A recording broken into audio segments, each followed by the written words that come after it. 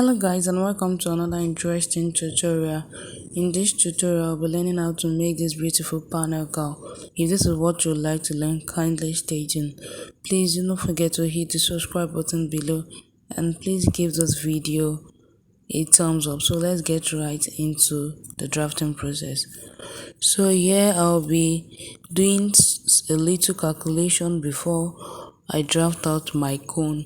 So the waist of the client I'll be using, our waist is 21. Then other measurements, that is full gown length is 26. I have a half length to be 7 inches, and that's all. So to work with the skirt pattern, all I'll be doing is I'll be calculating the figure that I'll be going for each cone. Remember, each cone will carry a particular inches of the waist circumference. Now our waist circumference here is 21, and I want my cone to be 6 in numbers. So what I'll be doing is I'll be dividing the waist circumference by the numbers of goals or cones I want for my skirt. So here I want my cones to be 6. So all I need to do is just to go ahead and do 21 divided by 6, which gave me 3.5. So remember that 3.5 is on fold. It's going to be on fold. So the total of your 3.5, you go ahead and divide it by 2, because when you are cutting the paper, as you can see with this small paper that I'm using to illustrate, I place the paper on fold. So to get that actual figure on fold, you go ahead to divide your 3.5 by 2 so that you can get the figure, and the figure on fold is 1.75. So the next thing I want to do is to determine the hem, how wide I want the hem of my cone to be. And in determining that, all you need to do is just multiply the figure you have for your waist circumference times any number. You can try to do 6, 5, 7, 8, 9, 10, your choice. But for me, I'll be using 1.75 multiplied by 6, because I'm mindful of the fabric I have, because the more the more volume you have at the down, the more the fabric. So at that I've gone ahead to multiply 1.75 times 6, and the figure I have at that is 12.25. Remember, this 12.25 is on fold. By the time you open up, it will give you 24.5. So here now I would go ahead, I've gone ahead to fold my paper. As you can see, I folded it on bias, that's 90-degree, just like that. Just bring one straight edge to meet another straight edge to form a triangular shape. So the next thing I want to do is to go ahead and input my waist circumference, what we've calculated for. So remember, your waist circumference for each cone is your waist divided by the numbers of cone.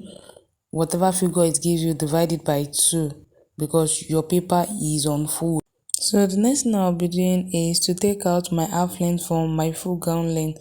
So our half length is 7, minus it from 26, it will give me 19 inches. So that is what I'll be taking, the 19 inches now to be the skirt length. As you can see, I've taken my 19 inches.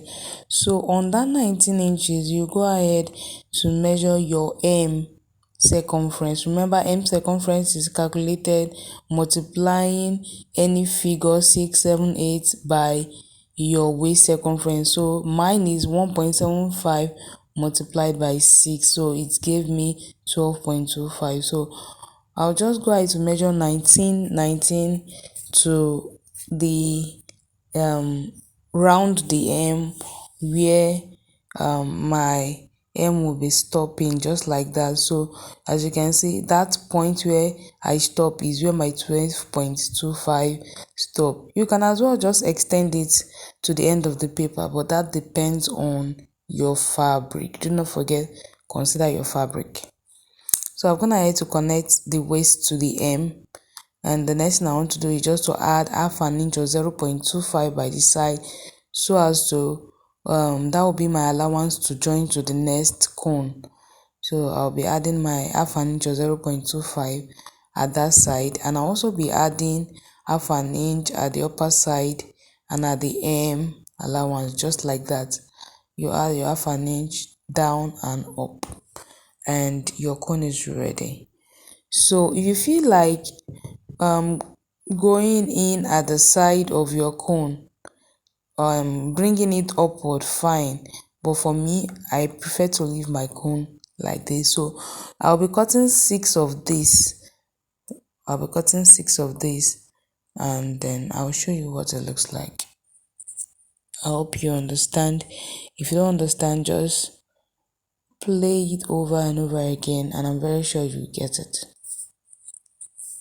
Trust me, with this method, you'll be able to calculate how many yards of fabric you even be needing for your project before you are done.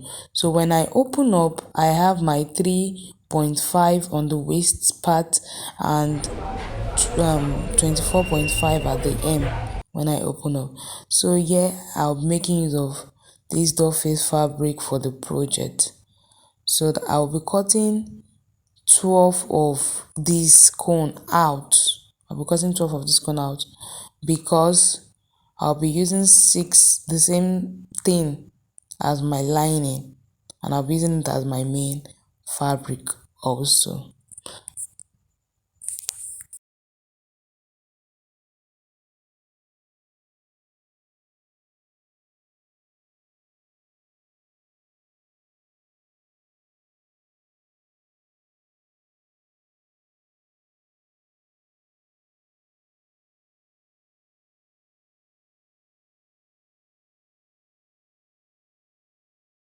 So I'm done cutting it, and I've gone ahead to cut out 6 of bobbin net also, because I'll be putting bobbin net under my fabric like I mentioned. So 6 of the lining, 6 of the main fabric, and 6 of the bobbin net. So what you do now is to go ahead and use your lighter to use that fire to close up the edges of your bobbin net, so that it doesn't hurt your client, because if you don't lock it up, it will be hurting your client. If you have soldering iron, you can also use soldering iron to lock up the edges, just like that. So I've gone ahead to do that so that it doesn't hurt. I've gone ahead to lock all the edges where the scissors I cut through. So the next thing I want to do here is to go ahead and mark out where my boning lines. I thought of putting boning on top. Initially, I wasn't convinced to use boning.